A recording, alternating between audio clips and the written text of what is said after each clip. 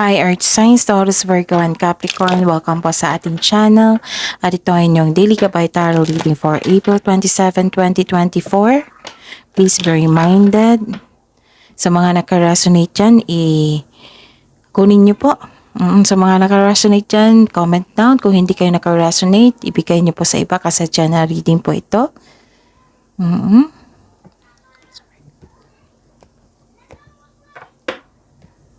So, gamitin ang reading na ito bilang gabay lamang. Balik po kayo dito bukas para sa ating Daily Gabay Tarot reading.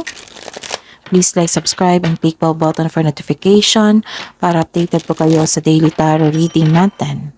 Para po sa gusto magpa-reading, maaari niyo pong makuha ang link. Nasa description box po ito. Message nyo lang po akong sa Messenger. Maraming salamat po.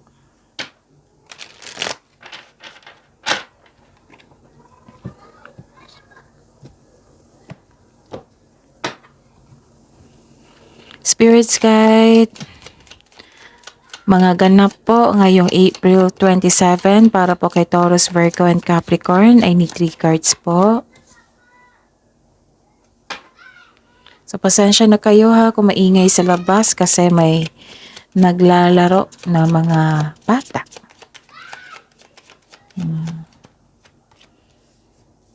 Hindi natin kailangan, okay. So, ayun.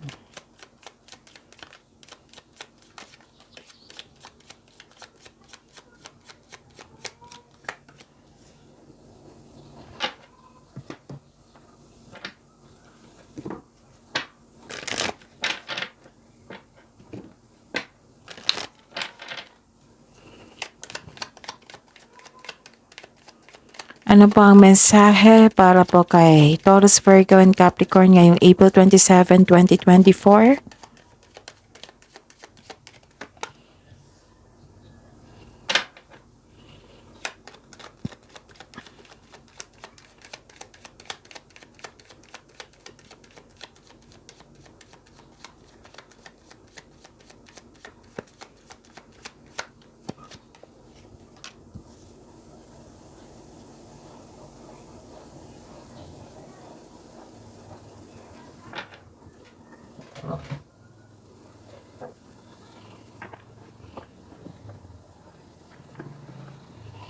Okay. Taurus, Virgo, and Capricorn, open na po. So, yung mga suki ko dito na personal reading by month. Open na po yung schedule natin for booking. Monthly Gabay Tarot reading for May 2024, Mayo 2024 po. So, open na po ha. PM niyo po ako.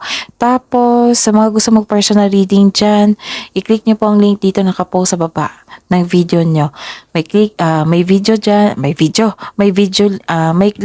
dyan, may link dyan, nakapost sa baba ng description box. Nasa description box po. I-click nyo and message me for inquiry and for booking. Maraming salamat po. Pasensya na po ha. Kaya, ayun, inulit ko kasi hindi siya klaro. Okay. Taurus, Virgo, and Capricorn.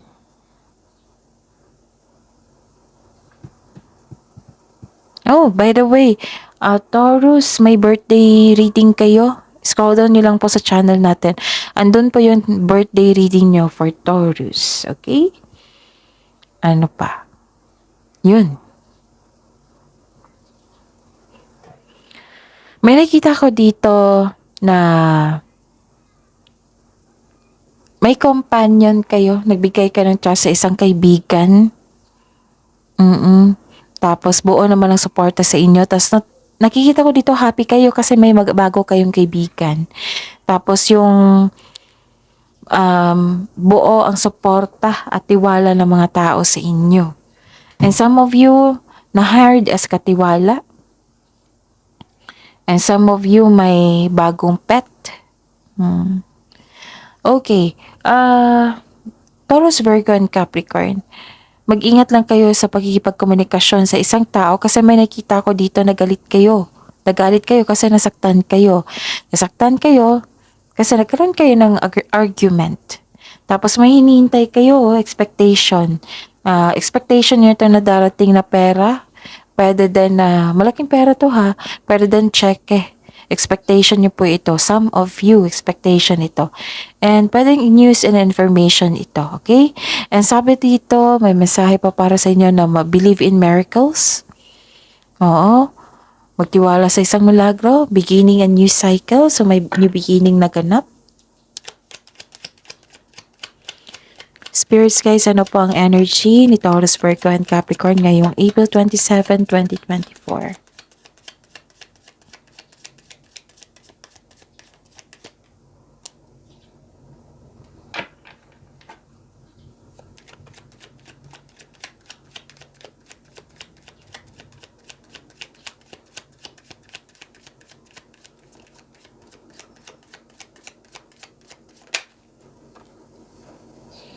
Nako, dalawang card ang nagsabi dito. You felt empty. What happened, Taurus, Virgo, and Capricorn? Anong nangyari po? Bakit you felt empty dito?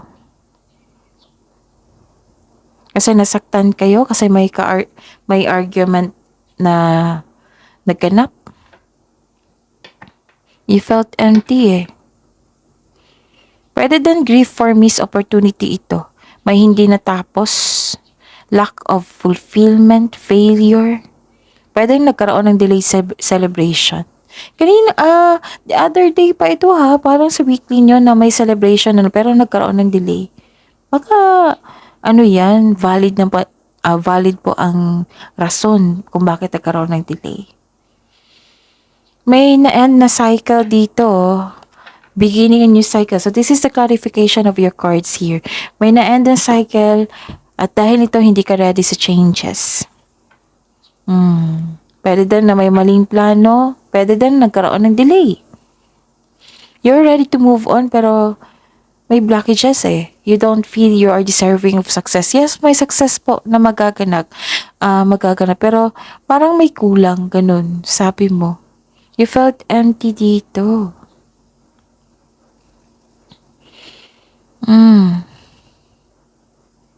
So, ayun, disappointed kayo, you felt empty. Dalawang card na po nagsabi. Yes. Pwede din na may problema sa pagbubuntis dito. Kasi may nakita kong buntis dito na parang nagpaplano magbuntis, nagkaroon ng failure.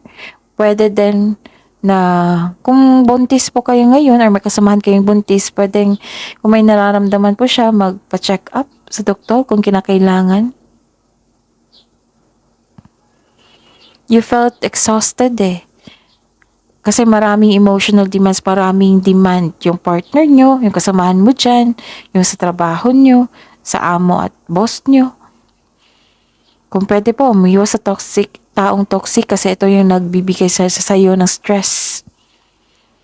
May iniisip kayo dito na isang tao or isang bagay na nanghinayang kayo sa ininvest nyo, nagbigay kayo ng time and effort pero hindi nag-work. Kung nakaraan na po ito, kailangan nyong mag-move on po para sa bagong pagkakataon.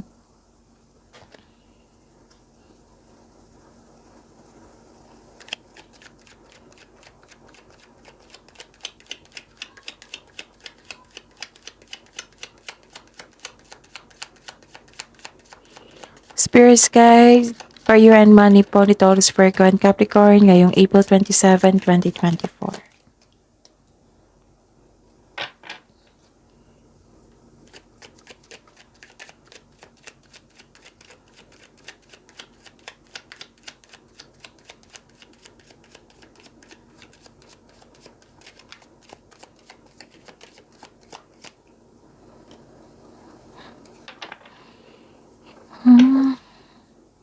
Okay, sa career and money nyo po, tinignan ko dito kung may repeating number. Meron ba?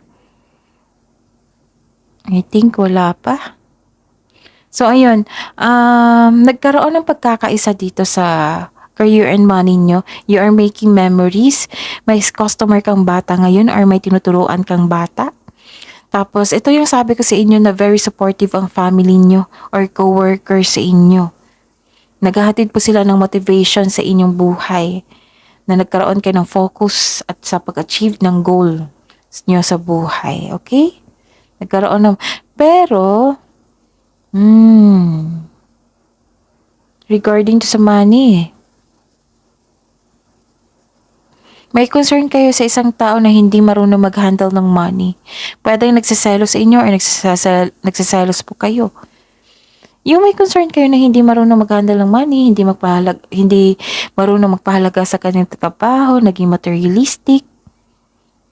So instead of getting angry, have a conversation with them about expectation mo and magawa kayo ng adjustment kung kinakailangan po. May tao din dito nang himasok sa inyong desisyon sa buhay. Spirits guide, love life, self-love, partnership, and romance ni Taurus, Virgo, and Capricorn ngayong April 27, 2024.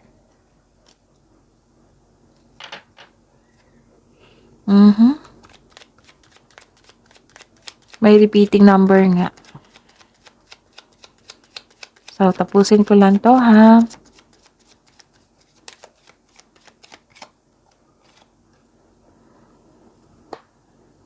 So, isa lang. I think isa lang eh. So, check ko muna.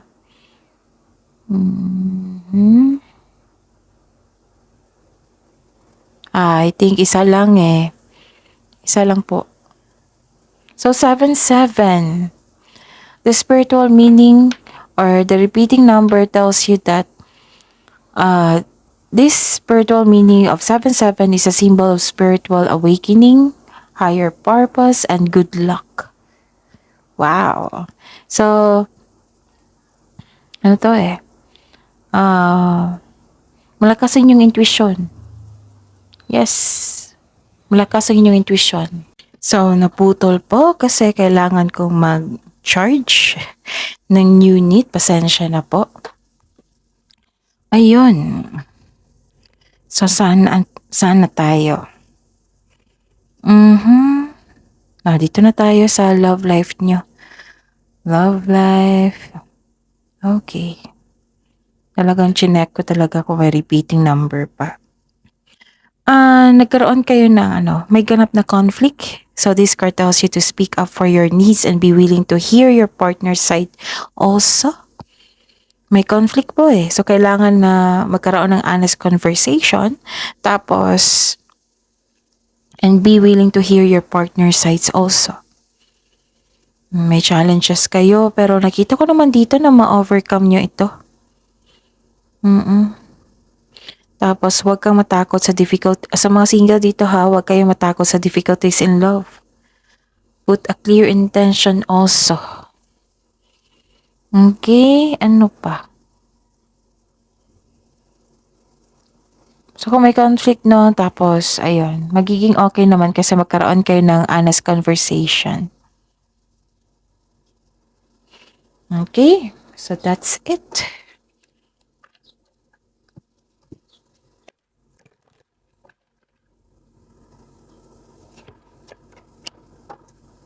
Keep your thoughts positive kasi nakita ko eh na nagkaroon ng negativity, so huwag kayong mag-claim ng negativity kasi yan yung ma-attract nyo. Okay? So don't worry kasi mare-resolve naman yung problema nyo. And the message here is a divine soul counterpart relationship is blessed with amazing moments of synchronicity.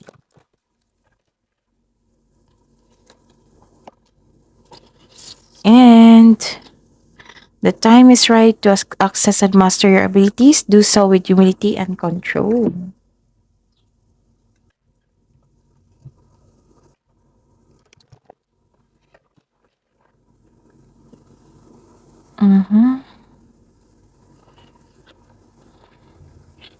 Granted yung manifestation nyo dito. Your energy can bring in all your desires, in all you desire.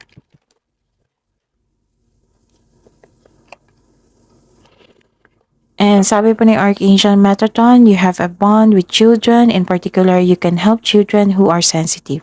That is your reading po, Taurus, Virgo, and Capricorn for today, April 27, 2024. Please like, subscribe, and click bell button for notification para updated po kayo sa daily tarot reading natin. Maraming salamat po.